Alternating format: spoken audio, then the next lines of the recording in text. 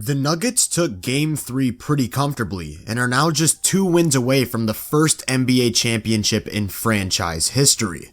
Leading the charge was of course their star-studded duo, but in just 19 minutes of play off the bench, rookie Christian Braun also had a big-time impact on both ends of the floor.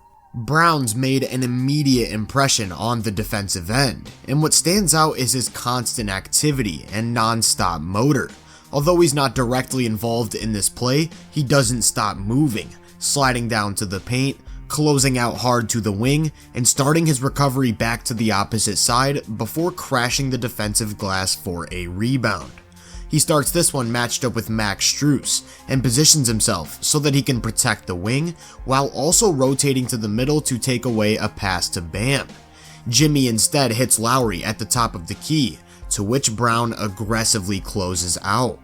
He just does so much on any given possession, at the point of attack getting hit by a screen and switching on to Bam to take away his roll, then picking Lowry back up as he relocates, only to slide in front of a drive and completely take away the paint.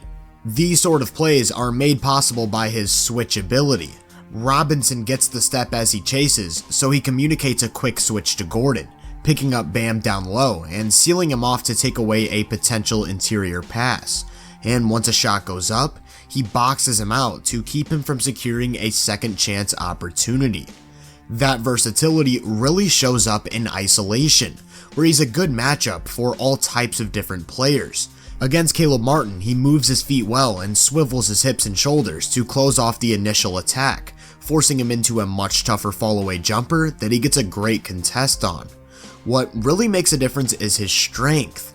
Jimmy likes to play bully ball against smaller defenders, but with a few bumps and pivots, he's unable to create any separation on the rookie, and instead leaves it to Bam for a semi-contested mid-range J. Here's another one against Butler, this time in space. He opens his right shoulder so that he can quickly slide in front of a drive and plant his feet to make Jimmy change course, resulting in a much tougher finish down low. The only time he was scored on one-on-one was on a great defensive possession.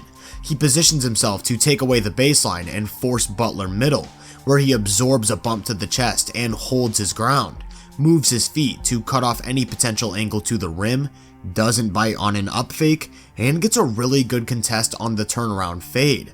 It's just a tough shot. Braun also spent some time as an off-ball chaser against Duncan Robinson, where his ability to navigate screens was really tested, but again his activity and motor really stood out. He takes a path over the top of this handoff that allows him to avoid contact without breaking stride, and recovers in time so that Jokic can peel back to the lane and block a mid-range jumper. This time Robinson lifts above the break so that he can come get the ball, and Braun, recognizing this, shoots the gap to force a turnover, before taking it all the way home with a high-flying finish. While the 22-year-old is highly touted for what he can do defensively, he was just as, if not more important on the offensive end in Game 3. That constant activity definitely translates. Just watch him on this possession as he first sets a cross screen, quickly relocates to the corner, then immediately cuts into open space on the baseline for an easy catch and finish, plus the foul. Most of his time spent on offense is as a cutter. After getting the ball to Jokic, he dives at the basket to clear out space, helping create an easier entry to Gordon for 2 points down low. He's not much of a shooter at all, but can't be left alone because of his movement, and how well he crashes the offensive glass once a shot goes up. Strus rotates up to the wing, leaving Braun in the corner, and with nobody in position to put a body on him, it's an effortless rebound and second chance opportunity.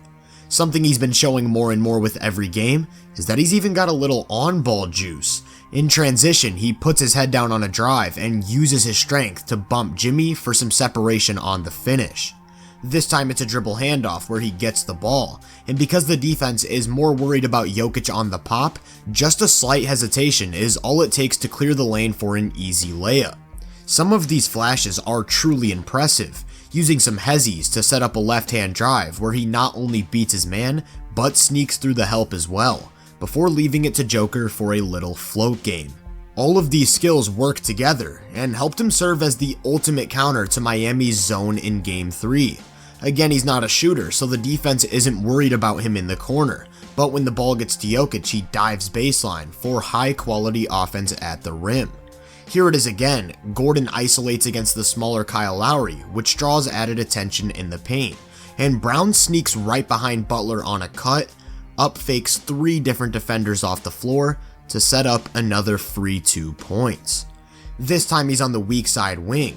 Green cuts from the corner, which draws the attention of Robinson, while he simultaneously dives from above the break, catching the ball with momentum for a layup. He also did a great job of countering the zone with quick decisions off the catch, moving into a drive that forces Lowry to intentionally foul on what could have been a very different play.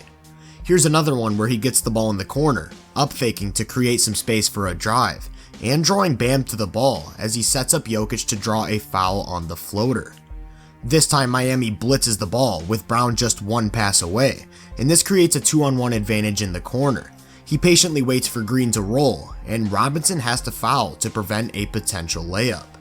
Despite playing just 19 minutes, Braun was able to pour in 15 points while only missing 1 shot, about 89% true shooting.